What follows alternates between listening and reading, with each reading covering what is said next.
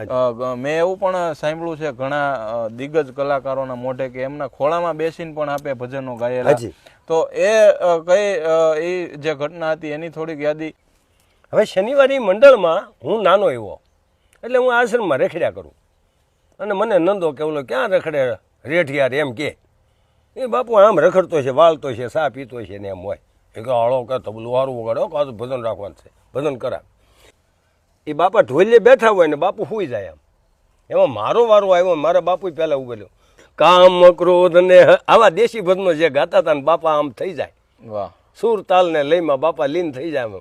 વાહ કે જમાવી વાહ કે વાલા કે હા હવે તમે ભજન પૂરા થાવ ને પછી તમને ભજીયા ખવડાવી આખા મરસાના કે એમ કહેતા જાય તે અમે તો પાછા ભજનની લોભે નંદા તું ગા કે મારો વારો એટલે હું એક બે ભજન ગાવું શંકર તેરી જટા મેં બેહતી હે ગંગ તારા કાનુડો શું જાણે મારી પ્રીત એમાં બાપુ સુઈ ગયા પછેડી ઉઠીને મારે એમ કે મેં ભજન ઉપાડ્યું સમરું તો સુધ હોથી સાહેબનું સુધરે મન ક્યાં મેરા સમરું તો સુધરે મન ક્યાં મેરા રે નબીજી રે અલ્લાહો નબી ત્યાં ઈ પહેલી કડી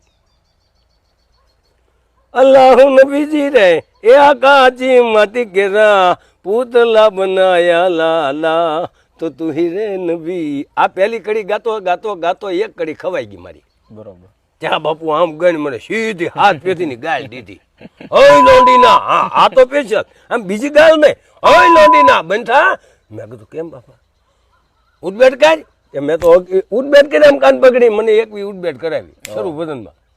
મારા બાપુને કહું મને કોઈ દી ન લાવતા મને કે કેમ તું કડી ખાઈ ગયો મને કે મેં કીધું મને કઈ ખબર નથી પણ કડી ખાઈ ગયો પૂછે તારા બાપને કે કાળીદાસને હા કે ખૂટ ગયો તેલ ને બૂઝ ગઈ બતિયા કડી તો ખાઈ ગયો મને કે એ મને ઉડબેટ કરાવી બાપુ ને પછી મને કે હવે બેસી જા આખું ગા પાછું ફરી વાર એ રિપીટમાં પાછું આખું ગાયું.